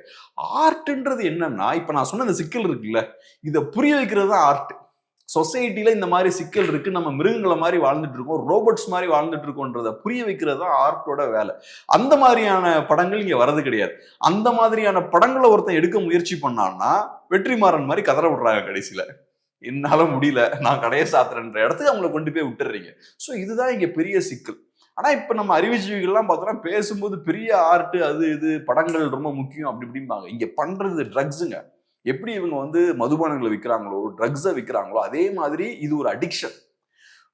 சினிமான்றது இன்னைக்கு ஒரு அடிக்ஷனா மாறிடுச்சு. அதுல ஒரு வேல்யூவும் கிடையாது, அதுல ஒரு யூஸும் கிடையாது. உள்ள போயிட்டு வெளியே வரோம் அப்படின்னா அந்த மனிதனை வந்து ஒரு பர்சன்டாச்சும் மேம்படுத்தணும்ல. அது அந்த மனிதனுடைய பார்வை, அவன் சிந்திக்கிற விஷயங்கள், பேசுற விஷயங்கள், இதுல இருந்து ஒரு படியாச்சும் அவனை வந்து கொஞ்சம் அப்கிரேட் பண்ணோம்ல.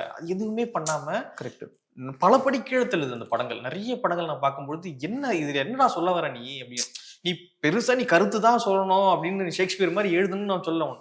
ஆனா ஏதாவது ஒண்ணு அந்த மனுஷனுடைய ஒரு மாதிரி உழுக்கணும்ல அவனை போட்டு, அது எதுவுமே இல்லாம ஏதோ ஒண்ணு வந்து எடுக்கணும் அப்படின்னு எடுத்து வைக்கிறது. அது பெரிய ப்ரொடக்ஷன் கம்பெனி அப்படின்றதுனால அவங்க எல்லா இடத்தையும் கொண்டு போய் அதை ரீச் பண்ணிடுறாங்க. வேற வழி இல்லாம எல்லாரும் அந்த படத்தை தான் பார்க்க வேண்டிய சூழலான இருக்கு. சின்ன படங்களுக்கு தியேட்டர் கிடைக்கிறது இல்ல. சோ இந்த மாதிரியான ஒரு சூழலும் இருக்குங்க. நீங்க சொல்ற இந்த பாயிண்ட் அடுத்து ரொம்ப முக்கியமான ஒரு பாயிண்ட். இப்ப நீங்க சொல்றீங்க இல்லையா, சில படங்கள் மட்டும்தான் பெருசா ரிலீஸ் பண்ண முடியுது, சின்ன படங்களுக்கு ரிலீஸே பண்ண முடியாது, சின்ன படங்களை ப்ரொமோட்டே பண்ண முடியாதுன்ற ஒரு சூழல் இருக்கு. இப்ப நான் சின்ன பையனா இருக்கும்போது, அப்ப நான் ஸ்கூல்லாம் படிக்கும்போது துள்ளுதலமேன்னு ஒரு படம் வந்தது. அதெல்லாம் ரொம்ப அது வந்து ஆமா கொஞ்சம் அது வந்து என்ன சொல்றது, கொஞ்சம் அடல் கண்டென்ட் நிறைய இருக்கிற படம். பட் எனிவே அது வந்து ஒரு சின்ன லெவல்ல அந்த படத்தை எடுக்கிறாங்க. ஃபர்ஸ்ட் பெருசா அந்த படத்தை ஸ்கிரீன் பண்ணல போல, அதுக்கப்புறம் ஸ்லோவா அது கொஞ்சம் கொஞ்சமா பில்ட் ஆகி மக்களுக்கு பிடிக்குது. எனக்கு அந்த பாடல்கள்லாம் ரொம்ப பிடிக்கும். அப்ப டிவியில போட்டுக்கிட்டே இருப்பாங்க அந்த பாட்டெல்லாம், நல்லா டிஃப்ரெண்டா இருக்கும். யுவன் சங்கர் ராஜா அப்ப ரொம்ப ஃபேமஸ் ஆகாத டைம் இல்ல, ஸோ ரொம்ப ஃப்ரெஷ்ஷா அவரோட அந்த இதெல்லாம் இருந்தது. ஸோ அது அப்புறம் ஸ்லோவா பிக்கப் ஆக ஆரம்பிக்குது. அதே மாதிரி சேதுன்ற ஒரு படம், அது ஸ்லோவா பிக்கப். அது இந்த மாதிரி நிறைய படங்கள் நம்ம சொல்லலாம். இவரு உங்குற்றமா எங்குற்றமான்னு ஒரு பாட்டுலாம் வருமே, நந்திதா தாஸ் நடிச்சிருப்பாங்க. அந்த படம் ஒண்ணு, பார்த்திபன் அவங்க எல்லாம் நடிச்சிருப்பாங்க.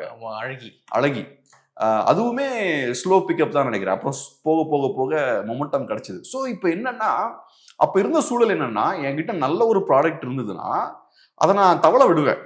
அது ஸ்லோவா பிக்கப் ஆயிரும். நல்ல கண்டென்ட்டா தான் ஸ்லோவா பிக்கப் ஆயிரும். சரக்கு இருந்தா அது பிக்கப் ஆயிரும், அவ்வளவுதான். ஆமா, 1 வீக் கழிச்சு அது மெதுவா போக ஆரம்பிக்கும். அப்புறம் நிறைய பிரிண்ட் எல்லாம் போட ஆரம்பிப்பாங்க. ஆட்டோகிராஃப் கூட இப்படி சொல்லுவாங்க, ஸ்லோ பிக்கப் அப்படின்ற மாதிரி சொல்லுவாங்க. ஆனா இன்னைக்கு இருக்கிற சூழல் என்னன்னா, ஸ்லோ பிக்கப் ஒன்னு கிடையவே கிடையாது. சோ அப்ப ஸ்லோ பிக்கப்ன்ற அந்த கான்செப்டுக்கான ஸ்பேஸே இல்லைன்னா அப்ப என்ன ஆகுது, நல்ல படத்துக்கான ஸ்பேஸே இல்லைன்னு ஆகி போச்சு. நல்ல படங்கள் இந்த ரூட்ல தானே வரும். நல்ல படங்கள் சின்ன பட்ஜெட்ல இருக்கும், சின்ன சின்ன ஆக்டர்ஸை வச்சிருக்கும். ஸோ இந்த சிக்கல்கள்லாம் இருக்கும், லோ பட்ஜெட்ல அவங்க பண்ணியிருப்பாங்க. அந்த படங்களுக்கு அப்ப இங்க உள்ள வரவே முடியாது. நல்ல படங்களுக்கான ஸ்பேஸே நீங்க இப்ப அடிச்சு கம்மி பண்ணிட்டீங்க. இப்ப யாரு ஃபுல்லா டாமினேட் பண்றாங்கன்னா, பெரிய பெரிய நிறுவனங்கள், ப்ரொடக்ஷன் கம்பெனிஸ், தியேட்டர்ஸ் அவங்க கண்ட்ரோல்ல இருக்கு. ஸோ ஒரே நாள்ல ஏகப்பட்ட இடங்களை ரிலீஸ் பண்றாங்க. 1 வீக்ல போட்ட காசை எடுத்துடுறாங்க. முன்னாடிலாம் டிக்கெட் ரேட்லாம் ரொம்ப கம்மியா இருந்தது, திடீர்னு டிராஸ்டிக்கா டிக்கெட் பிரைஸ் எல்லாம் இன்க்ரீஸ் பண்ணி கொஞ்ச நாள்ல அதிக பணத்தை நம்ம எடுக்கணும் அப்படின்ற ஒரு இடத்துக்கு கொண்டு வந்துட்டாங்க. ஸோ இப்ப இது எப்படி இருக்குன்னா, இங்க இருக்கக்கூடிய ஒரு எலிட்டுக்கு லாபம் ஏற்படுத்தக்கூடிய விஷயமா சினி இண்டஸ்ட்ரி மாறிட்டாங்க. மக்களுக்கு எந்த பிரயோஜனமும் கிடையாது. மக்கள்கிட்ட இருந்து எஃபெக்டிவா குயிக்கா பணம் பறிக்கக்கூடிய ஒரு மெஷினா இது மாறிடுச்சு. பொலிட்டிக்கல் கிளாஸ் கண்ட்ரோல்ல இருக்கு. பொலிட்டிக்கல் கிளாஸ்ன்னு கூட சொல்ல முடியாது, அதிமுக எல்லாம் ஒரு சினிமா இண்டஸ்ட்ரியில நினைக்கிறாங்க. ஸோ அதனால கரெக்டா ஒரு பொலிட்டிக்கல் கண்ட்ரோல் இருக்கக்கூடிய ஒரு இண்டஸ்ட்ரியா அது இருக்கு. பொலிட்டிக்கல் பர்பஸுக்கு அதை யூஸ் பண்ணிக்கிறாங்க, பிசினஸ் பர்பஸுக்கு அதை யூஸ் பண்ணிக்கிறாங்க. சில நேரங்கள் அரசியல் தேவைக்கு ஸ்டார்ஸையும் யூஸ் பண்ணிக்கிறாங்க, அதுல இருக்கக்கூடிய ஆட்களையும் யூஸ் பண்ணிக்கிறாங்க. மக்களுக்கு எதிராக செயல்பட்டு இருக்காங்க. நல்ல படங்கள் எதுவும் கொடுக்கறது கிடையாது. ஒரு மாதிரி ஒரு விதமான ஒரு அடிக்ஷன்லயே மக்களை வச்சுட்டு இருக்காங்க. போகணும், சண்டே போகணும், ஆட்டம் பாட்டம் போடணும், வரணும். அதை தாண்டி அது எந்த வேல்யூவும் இருக்காது. நீங்க சொல்ற மாதிரி நல்ல படம் வந்து ஒரு தாக்கத்தை ஏற்படுத்தணும். சில மூவிஸ்லாம் நம்ம பார்த்துட்டு வந்தோம்னா அப்படியே நமக்கே ஒரு பெரிய இம்பேக்டை ஏற்படுத்தும். நான் ஃபில்ம் மேக்கிங்லாம் படிக்கும்போது அப்போ என்ன பண்ணுவாங்கன்னா, நல்ல படங்கள் நிறையா கலெக்ட் பண்ணி வச்சுருப்பாங்க ஹார்ட் டிரைவில். நைட் ஆனால் எங்களுக்கு ஃப்ரீடம் விட்டுருவாங்க. நைட் கூட நீங்கள் ஸ்க்ரீன்லாம் பண்ணிக்கலாம் அப்படின்ற மாதிரி ஃப்ரீடம் கொடுத்துருவாங்க. ஸோ நைட்லாம் சில படங்கள் பார்த்தோம்னா அவ்வளோ இம்பாக்ட்ஃபுல்லாக இருக்கும். இரானியன் மூவிஸாக இருக்கலாம், இஸ்ரேலி மூவிஸாக இருக்கலாம். இன்னைக்கு வரைக்கும் அதெல்லாம் மைண்ட்லேயே நிற்கும். நம்மளை பற்றின நல்ல புரிதலை அந்த படங்கள் ஏற்படுத்தும். சுற்றி இருக்கக்கூடிய சொசைட்டியை பற்றின நல்ல புரிதலை ஏற்படுத்தும். இன்னைக்கு தமிழ் மக்கள் இவ்வளோ பணத்தை ஜென்ரேட் பண்ணுறாங்க. நடிகர்கள் கையில் 100 கோடி 200 கோடி கொடுக்குற அளவுக்கு நம்ம பணத்தை ஜென்ரேட் பண்ணுறோம். இவ்வளோ பணத்தை நம்ம சினி இண்டஸ்ட்ரியில் போய் கொட்டுறோம் நம்ம. ஆனால் சினி இண்டஸ்ட்ரி என்ன கொடுக்குது? சும்மா கார்பேஜ், குப்பையை நமக்கு கொடுக்குது. நீ இதை தான் கன்சியூம் பண்ணணும்னு கொடுக்குது. சினி இண்டஸ்ட்ரி பொலிட்டிக்கல் கண்ட்ரோலுக்கு கீழே இருக்கு. அப்புறம் மதுபானங்களை ப்ரொமோட் பண்றது, ஒரு பப்ல ஒரு டான்ஸை போடுறது, குடிச்சிட்டு ஆடுறதெல்லாம் பயங்கரமா அது குளோரிஃபை பண்றது. நான் அது தவறுனே சொல்ல, ஒரு மதுபானங்கள் காட்டுறாங்க அல்லது ஒரு நியூடான ஏதோ காட்டுறாங்கன்னா அந்த கதைக்கு அது தேவை இருக்கா, அந்த இடத்துல நம்ம காட்டலாம். ஆனா இவனுங்க என்ன பண்றானுங்கன்னா, மக்கள் என்ஜாய் பண்ணுவாங்க, நம்ம அதனால வச்சிருவோம் அந்த இடத்துல அப்படின்னு நினைக்கிறாங்க. ஸோ இதுதான் வந்து பிரச்சனை நினைக்கிறேன். நான் ப்ரொமோட் பண்றாங்கன்னு நான் சொல்றேன். ஆமா, அந்த கதைக்கு தேவைன்னா பிரச்சனை கிடையாது. நமக்கு அந்த கதை அது கேட்குது அந்த விஷயத்தை அப்படின்னா பிரச்சனை இல்லை. ஆனா இவங்க வலிந்து ஒரு விஷயத்தை திணிக்கிறது, ஒரு ஆபாசமான அந்த டான்ஸ் ஒன்று வைக்கிறது அங்க. அப்பதான் வந்து அந்த இடத்துல அவன் உட்காந்து பார்ப்பான் அப்படின்றத ஒரு ஆபாசமான டான்ஸ் வைக்க. தேவைன்னா பரவாயில்ல, ஆனா நீ திணிக்கிறாத. மக்களுடைய மைண்ட் செட் நீ புரிஞ்சுக்கிட்ட. அவன் அதான் கேட்பான், அங்கதான் கை தட்டுவான் அப்படின்னு நீ புரிஞ்சுக்கிட்டாத. இதுதான் அடிக்ஷன் சொல்ல வரேன். ஸோ இப்போ அடிக்ஷன்னா என்ன? நான் ஒரு பேட்டர்னுக்கு நான் என்ன மாத்திக்கிட்டேன். எனக்கு ஈவினிங் 6 மணி ஆனால் நான் ஸ்லோ டவுன் ஆவேன். அப்புறம் 7 மணி ஆச்சுன்னா டாஸ்மார்க்குக்கு போவேன். அப்புறம் ஒரு பாட்டிலை வாங்குவேன், உட்காந்து ஒரு 2 மணி நேரம் நான் குடிப்பேன். அதுக்கப்புறம் எதையாவது உளறிட்டு நான் படுத்து தூங்கிடுவேன். ஸோ இது ஒரு பேட்டர்னாக மாறிடுச்சு. அப்போ 7 மணி ஆகும்போது நீ எனக்கு பாட்டிலை கொடுக்கலன்னா எனக்கு என்ன ஆகும்? எனக்கு அன்ஈஸியாக ஃபீல் பண்ணுவேன். அதே மாதிரி தான் இப்போ இதையும் ஒரு ப்ராடக்டாக டெவலப் பண்ணிட்டாங்க. எனக்கு 20 மினிட் எடுத்தோடனே ஹீரோக்கு ஒரு மாஸ் இன்ட்ரோ வேணும். அப்போதான் என் தலைவனை நான் ரெஸ்பெக்ட் பண்ணுவேன். அவன் ஏதாவது குட்டிக்கரணை அடிச்சு எடுத்து வெளில வருவான் இன்ட்ரோவில். அடுத்தது ஒரு இன்ட்ரோ சாங் எனக்கு வேணும். அது இல்லைன்னா ஏதோ 7 மணி ஆனால் எனக்கு மது இல்லாத போது எனக்கு கோவம் வரும்ல, அந்த மாதிரி வரும். அதுக்கப்புறம் நடுவில் ஆச்சுன்னா ஹீரோயினை பார்த்தா ஹீரோயினுக்கு ஒரு இன்ட்ரோ சாங், அந்த அந்த கேர்ள் வந்து டான்ஸ் ஆடுவாங்க. அதுக்கப்புறம் இன்னொன்று ஒரு கிளாமர் சாங். இதெல்லாம் இருந்தாதான் ஒரு ஹோலிஸ்டிக் பேக்கேஜா நான் ஃபீல் பண்ணுவேன். அப்புறம் ஒரு காமெடி ட்ராக்கு, இதெல்லாம் இருக்கணும். இது ஒரு அடிக்ஷன். அதனாலதான் நான் சொல்றேன், இந்த மாதிரியான ஒரு அடிக்ஷனுக்கு நம்ம மைண்டை ட்ரெயின் பண்ணிருக்காங்க. நிஜமான படங்கள் வந்து லிபரேட்டிங்கா இருக்கும். ஒருத்தனை அடிமைப்படுத்தக்கூடாது, அவனை ஃப்ரீ ஆக்கணும், அவனுக்கு விஷயங்களை புரிய வைக்கணும். இப்ப ஷிண்ட்லர்ஸ் லிஸ்ட் பாக்குறோம். எனக்கு அதை பார்க்கும்போது என்ன தோணுச்சுன்னா, இன்னைக்கு நம்ம யோகியர்கள் நம்ம நினைச்சிட்டு இருக்கோம்ல, அதே மாதிரி தான் அவனும் அந்த மாதிரி யோசிச்சிருப்பான் அந்த காலகட்டத்திலயும். ஆனா அவன் தவறு பண்ணிட்டு இருக்கான். பெரிய இடியா ஒரு பாயிண்ட்ல உழுன்றது தெரியாம ஒரு மாசா மக்கள் எல்லாம் தப்பு பண்ணிட்டு இருக்காங்க. நம்மளும் இன்னைக்கு அந்த மாதிரி தப்பு பண்ணிட்டு தானே இருப்போம். அன்னைக்கு 95% மக்கள் தப்பு பண்ணிட்டு இருந்தாங்க. அவங்களுக்கு தெரியல நம்ம தப்பு பண்றோன்றது. இன்னைக்கு நம்மளும் அப்ப தப்பு பண்ணிட்டு தான் இருப்போம். அப்ப நம்ம பண்ண வேண்டியது என்ன? ரைட், இன்னைக்கு ஒரு டைரக்ஷன்ல காட்டு மாட்டுத்தனமா போய்கிட்டு இருக்கோம். கொஞ்சம் பிரேக் போட்டு நம்ம செல்ஃப் இன்ட்ரோஸ்பெக்ஷன், நம்மளை நாமளே சுய பரிசோதனைக்கு உட்படுத்தணும், நம்ம சொசைட்டியை உட்படுத்தணும். எல்லாரும் உன்னை சொல்றாங்கன்றதுக்காக நம்மளும் அதே சொல்லிட்டு அந்த கூட்டத்தை பின்னாடி ஓடக்கூடாது, அது ரொம்ப அவசியம். அப்புறம் வரலாறு நம்மளை மன்னிக்காது. இந்த விஷயங்கள்லாம் புரிய முடியுது. எனக்கு அந்த படத்தை பார்க்கும்போது எனக்கு அதான் தோணுச்சு, நம்மளும் இப்படிதான் இருக்குமே அப்படின்ற மாதிரி. ஸோ அதனால நல்ல படங்கள் மக்களை ஃப்ரீ ஆக்கும், அவங்களுக்கு அந்த இண்டிபெண்டன்ஸை கிரியேட் பண்ணி கொடுக்கும். மோசமான படங்களை அடிமைப்படுத்தும். இந்த மாதிரியான விஷயங்களை பண்ணும். ஸோ இன்னைக்கு அடிமைப்படுத்துறதுக்கான ஒரு டூலா யூஸ் பண்றாங்க. மதுபானங்கள், ட்ரக்ஸை ப்ரொமோட் பண்றாங்க. இதெல்லாம் ஒரு பக்கம், படங்கள் ஒரு பக்கம் இருக்க, இன்னொரு பக்கம் நாடகங்கள்னு போட்டு, நாடகங்கள்னு இந்த கரெக்டா 5:30 மணிக்கு 6 மணிக்கு ஒரு சேனல் ஆரம்பிச்சு நைட்டு 10-11 மணி வரைக்கும் வந்து இந்த நாடகங்கள் நடந்து ஓடுது. சன் டிவி, எல்லா டிவிலையுமே வந்து இப்போ அதை பண்ண ஆரம்பிச்சுட்டாங்க. எங்க பாட்டி என்ன பண்றாங்க அப்படின்னா, 6 மணிக்கு இங்க பாக்குறாங்கன்னா 8 மணிக்கு அங்க பாக்குறது அந்த சேனல், 9 மணிக்கு இந்த சேனல்ல வர்றது. ஸோ இந்த மாதிரியான ஒரு பேட்டர்ன் வச்சிருக்காங்க. அவங்க என்னன்னா 6 மணிக்கு உட்காந்து 9 மணி வரைக்கும் 10 மணி வரைக்கும் பாக்குறாங்க. இது பெண்களுக்கான அடிஷன். இது பெண்களுக்கான அடிஷனா இது வந்து மாறுது. சரி, அதை என்னடா சொல்றீங்க நீங்க கதையா அப்படின்னா, அதுவுமே ஒண்ணும் கிடையாது. ஒரு டாக்ஸிக்கான ஒரு ஃபேமிலியை கொண்டு வந்து அவனுக்கு இவன் விஷம் வைக்கிறது, அவனுக்கு இவன் இது பண்றது, இந்த மாதிரியான ஒரு டாக்ஸிக்கான ஒரு என்வரான்மெண்ட்டை நீங்க அப்புறம் வேலையை பார்க்காம இந்த சீரியல்ஸ் எல்லாம் பார்த்துட்டு இருந்தா ஆட்டோமேட்டிக்கா குடும்பத்துல பிரச்சனை தான், குடும்ப பிரச்சனை. என்னடா சொல்ற, என்னடா பண்ணிட்டு இருக்கீங்க இங்க அப்படின்னு. அப்புறம் நீங்களே குடும்பத்துல பிரச்சனையை உருவாக்க வேண்டியது. அப்புறம் நம்ம பிரச்சனையெல்லாம் கரெக்டா அந்த நாடகத்துல பேசுறானே அப்படின்ற மாதிரி அந்த நாடகத்தையும் அப்ரிஷியேட் பண்ண வேண்டியது. இங்க பிரச்சனை வருது இல்ல, சோ இதை தீர்க்க திரும்ப ஒரு ரியாலிட்டி ஷோ அங்க வைக்க வேண்டியது. ஆமா, அந்த உண்மை இந்த உண்மைன்னு சொல்லிட்டு ஒரு நிகழ்ச்சி வச்சு அங்க பஞ்சாயத்து வச்சு ஊர் விஷயத்தெல்லாம் வந்து அங்க பேசி அதை டெலிகாஸ்ட் பண்ண வேண்டியது. ஸோ என்ன போயிட்டு இருக்குன்னே கொஞ்சம் வருத்தமா தான் இருக்கு. இது வந்து என்னன்னா, இப்போ சினி இண்டஸ்ட்ரின்றது மக்கள் பாக்கெட்ல இருந்து ஷார்ட் டேர்ம்ல ரொம்ப வேகமா பணத்தை எடுக்கக்கூடிய ஒரு ஸ்கேமா மாறிடுச்சு. ரெண்டாவது, இன்னைக்கு பாருங்க, பொலிட்டிஷியன்ஸ் கையில தான் இன்னைக்கு சினி இண்டஸ்ட்ரி இருக்கு. பொலிட்டிஷியன் கையில தான் மதுபானங்கள் இருக்கு. மதுபானங்கள் உற்பத்தி பண்றதெல்லாம் யாரு? நம்ம ஆட்கள் தான்.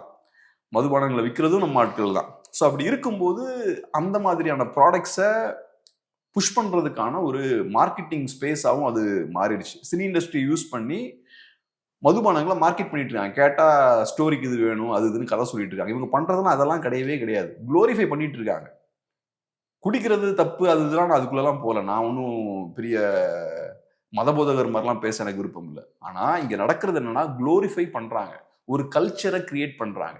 ஈவினிங் ஆனால் அப்படி பப் போகணும், அப்படியே ஹாய் பார்ட்டி அப்படின்னு சொல்லணும், உடனே பார்ட்டின்னு சொல்லிட்டு ஒரு 4-5 பேர் சரக்கு அடிக்கிறது, இந்த மாதிரியான விஷயங்களை நார்மலைஸ் பண்ணிட்டு இருக்காங்க. ஸோ இவங்க என்ன பண்றாங்கன்னா, ஒரு புது கல்ச்சரை உருவாக்க முயற்சி பண்றாங்க.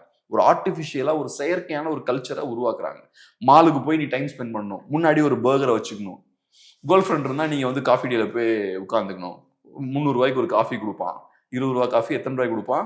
300 ரூபாய்க்கு கொடுப்பான். சைட்ல நீங்க ஒரு பிளேட்ல ஒரு பர்கர் வச்சுக்கணும், 2-3 இங்கிலீஷ் வார்த்தைகள் பேசணும், பேசிக்கிட்டே இது ஒரு கல்ச்சர். நீங்க வந்து உங்க கேர்ள் ஃப்ரெண்டை கூட்டிட்டு போய் நீங்க ஒரு பார்க்ல உட்கார்ந்தெல்லாம் சும்மா பேசக்கூடாது. இந்த விஷயங்கள்லாம் நீங்க பண்ணணும். ஸோ இந்த மாதிரியான ஒரு கல்ச்சரலான சில விஷயங்களை உருவாக்குறாங்க. என்ஜாய்மெண்ட்னா மதுபானங்கள் இருக்கணும், காலேஜ் படிக்கிற பசங்க மதுபானங்களை இந்த மாதிரி அடிக்கிறதுக்கான கல்ச்சர், இதை செயற்கையா அவங்க உருவாக்குறாங்க. இது காரணம் என்னன்னா, இது மதுபானங்களா இருக்கலாம், சினிமாவா இருக்கலாம், எல்லாம் பொலிட்டிஷியன்ஸோட கண்ட்ரோல் இருக்கிறது தான் இங்க பிரச்சனை. சினிமாவை அவங்களுக்கான ப்ரொபகண்டா டூலா அவங்க மாத்திட்டு இருக்காங்க. இதெல்லாம் நடக்கும்போது நல்ல படங்கள் பண்ண முயற்சி பண்றவங்களுக்கு ஸ்பேஸ் கிடையாது, அவங்கள அடிச்சு ஓரம் கட்டி வைக்கிறாங்க. ஸோ இதை நம்ம கேர்ஃபுல்லா பார்க்கணும், பொலிட்டிக்கல் பாயிண்ட் ஆஃப் வியூ நம்ம இதை பார்க்கணும். ஓகே, நிறைய விஷயங்கள் நம்மோடு பகிர்ந்து கொண்டீங்க, ரொம்ப நன்றி. நன்றி.